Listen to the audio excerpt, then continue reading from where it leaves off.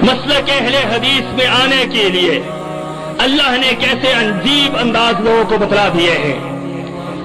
میں اہل حدیث ہوا تو ایک عجیب سلسلہ پیدا بھی اللہ نے کر دیا، جس کو اللہ راہ ہدایت پر لے کر آتا ہے اللہ اسباب پیدا کر دیتا ہے اور عجیب اسباب پیدا ہوتے ہیں۔ لوگ اکثر پوچھتے ہیں کہ آپ اہل حدیث کیسے ہوئے، لمبی داستان ہے، لیکن اگر ایک حرف کے اندر بات کہوں تو یہ ایک حرفی بات یہ ہے، جب حدیث نہیں پڑھی تھی اہل حدیث نہیں تھے۔ جب حدیث نہیں پڑھی تھی اہل حدیث نہیں تھے۔ اہل حدیث اس وقت بنے نکلے حدیث پڑھنے کے لیے جب حدیث کو پڑھیں گے اور حدیث پڑھ کر اہل حدیث کا مقابلہ کریں گے۔ حدیث کس لیے پڑھیں گے؟ اہل حدیث کا مقابلہ کریں گے۔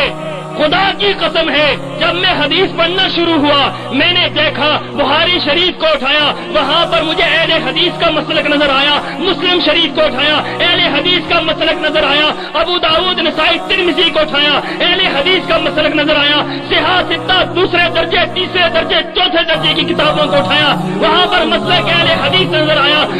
جو میں حدیث کی کتابوں کو پڑھتا رہا مسلک اہل حدیث کھلتا رہا۔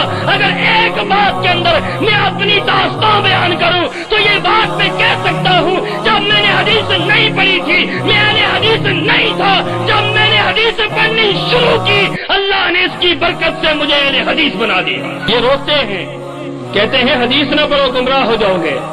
ان کو پتا ہے جو حدیث پڑھتا ہے وہ اہل حدیث ہو جاتا ہے، یہ اہل حدیث کو گمراہ کہتے ہیں۔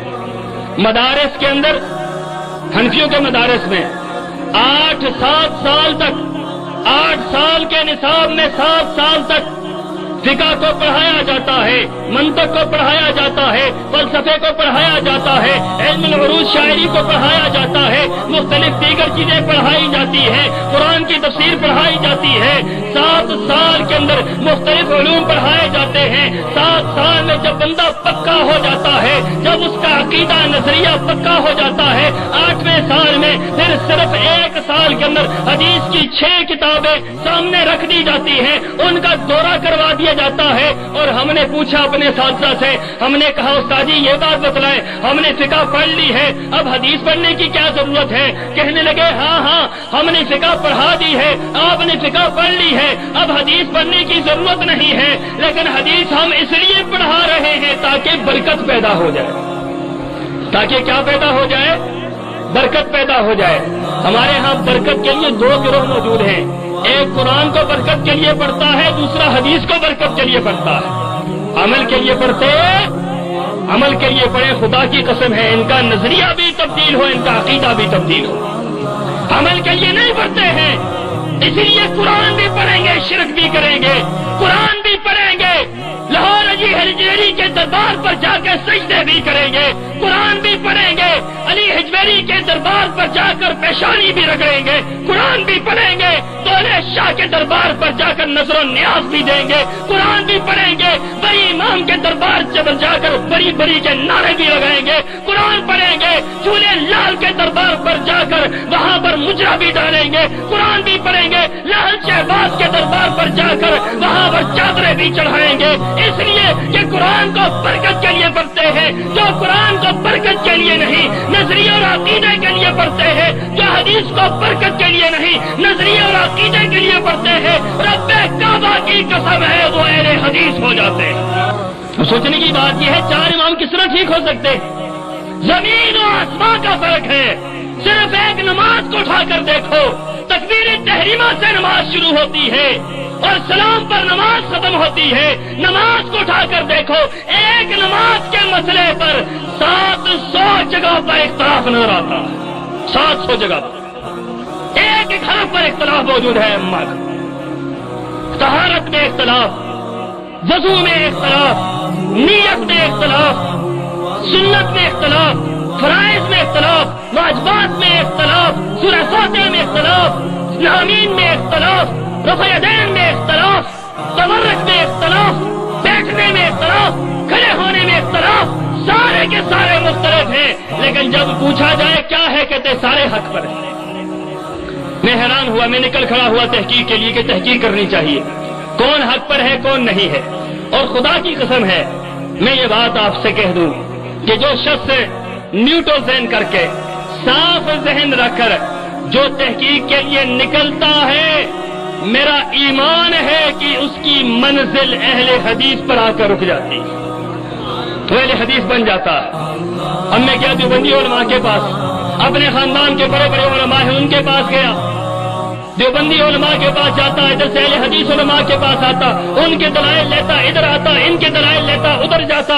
اسی دوران ہمارے ایک عالم دین ہیں مولانا شفیع الرحمان فیضی، بہت بڑے اعتماد کے عالم دین، دیوبندی مکتبہ فکر کے بہت بڑے پروفیسر، ان کے ساتھ میرا مناظرہ، ان کے ساتھ میری گفتگو شروع ہوئی۔ مولانا دیوبندی عالم دین ہے، میں بھی دیوبندی تھا، ہم بیٹھ کر حدیثیں تلاش کر رہے ہیں، رفع یدین کی حدیثیں ڈھونڈ رہے ہیں، رفع یدین کرنے کی حدیثیں بھی ڈھونڈ رہے ہیں، نہ کرنے کی حدیثیں بھی ڈھونڈ رہے ہیں۔ ہم نے بخاری اٹھائی، مسلم اٹھائی، ابو داؤد اٹھائی، نسائی اٹھائی، ترمذی اٹھائی، پوری صحاح ستہ اٹھائی۔ آپ حیران رہیں گے، پوری صحاح ستہ ہم نے چھان ماری، رفع یدین کرنے کی حدیثیں تو ملتی ہے، نہ کرنے کی کوئی حدیث نہیں ملتی۔ حیران ہو گئے کہ ہمیں اپنا مسلک تو نظر ہی نہیں آ رہا۔ بے شمار مسائل ایسے تھے جن کو لے کر پھرتے رہے۔ پھر عقیدے کی بات آتی ہے، عقیدہ جاؤ ان کی کتابوں کے اندر دیکھو، وحدت الوجود کا عقیدہ موجود، وحدت الشہود کا عقیدہ موجود، مردوں کی سماعت کا عقیدہ موجود، مردوں سے استمداد کا عقیدہ موجود، استمداد لغیر اللہ کا عقیدہ موجود، بزرگوں کے مختلف روحوں کے عقیدے موجود، مختلف انداز سے ان کی کتابوں کے اندر شرک کی بھرمار موجود ہے، بدعات کی بھرمار موجود ہے۔ جب مطالعہ کیا گیا، 4 سال اس مطالعے میں لگا رہا، 4 سال تحقیق کرتا رہا۔ رب کعبہ کی قسم ہے، کبھی اہل حدیث کے پاس گیا، کبھی دیوبندیوں کے پاس گیا۔ جب اہل حدیث کے پاس جاتا مسئلے کا حل ملتا، جب دیوبندیوں کے پاس جاتا، آئینات کے پاس جاتا، وہاں سے دھکے ملتے۔ 4 سال کی جدوجہد کے بعد میں اس نظریے کا پہنچا، کائنات کے اندر اگر کوئی بہترین مسلک ہے تو اہل حدیث کا مسلک ہے۔ تکبیر! مسلک حق، مسلک اہل حدیث، علماء اہل حدیث۔ اور الحمدللہ مسلک اہل حدیث کو قبول کیا۔ حضرت شاہ صاحب کے گھرانے میں پہلا فرد تھا۔ ساتھ ساتھ یہ خوشخبری سناؤ کہ جب میں اہل حدیث ہوا، حضرت شاہ صاحب کے خاندان میں پہلا اہل حدیث تھا۔ آج اللہ کے فضل سے شاہ صاحب کے گھرانے کے اندر الحمدللہ سینکڑوں کی تعداد میں لوگ اہل حدیث ہو چکے ہیں، الحمدللہ۔ اور یہاں پر یہ بات بھی میں کہوں، اللہ کے فضل سے وہ وقت دور نہیں ہے جب سارے خاندان کو اللہ اہل حدیث بنا دے گا انشاءاللہ۔